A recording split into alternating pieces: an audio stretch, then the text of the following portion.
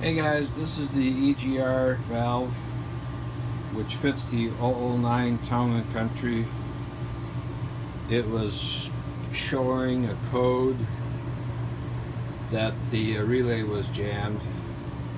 So this is the third one I've been tangling with. Decided to take it apart, and as it turns out they have these little tabs here which I was able to unlock this cap with a screwdriver, simple screwdriver. You could do that too.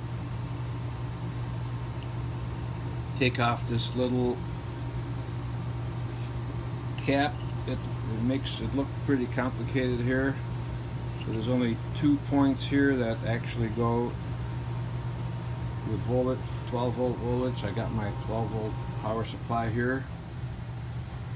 Originally I had a lot of trouble.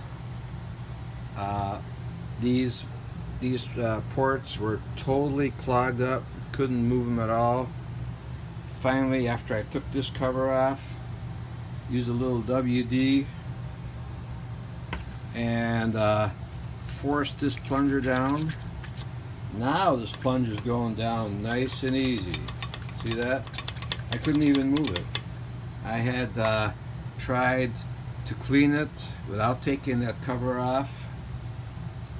I tried running all kinds of cleaning fluids through these ports outside and that has no help.